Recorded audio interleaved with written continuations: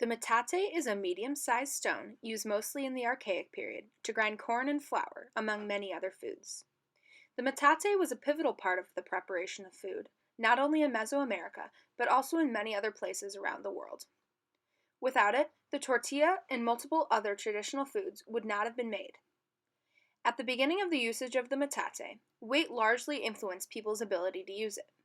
It couldn't be too heavy, as that would make it difficult to move and transport, yet it had to be durable enough to withstand the repetitive grinding. The metate is still used today in some rural parts of Latin America.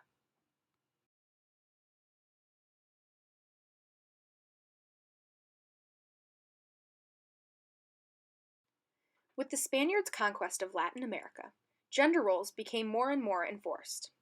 Women labored more often and received less and less recognition.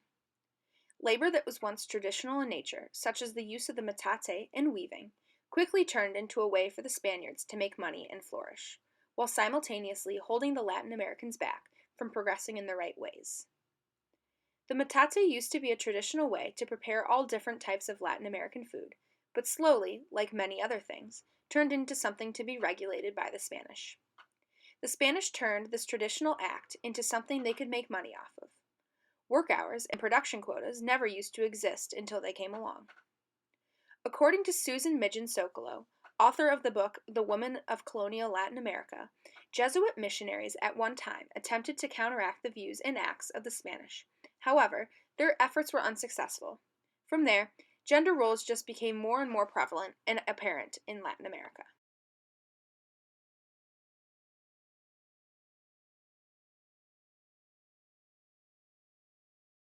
Although the metate could be used by anyone and everyone, it was commonly something that women used, thus becoming a gender norm. Susan Midgen Socolow states that the amount of work done by women was largely related to their race and class. Elite women were forbidden from working in public and often left money management and labor to their husbands or the men of their families.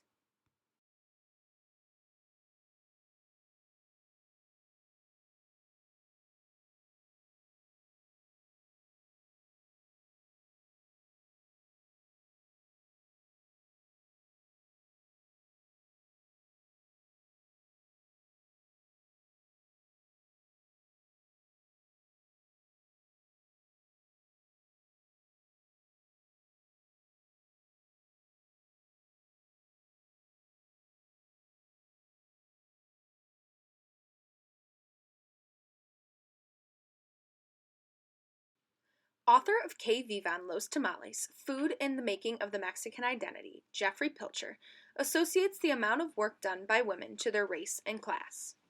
Meaning, the higher class a woman was, the less they worked, and the lower class a woman was, the more they worked. Although higher power women could sometimes be found working, manual labor was often something that women of lower classes could be found doing. This means that the use of the metate most likely mainly resided in the lower classes.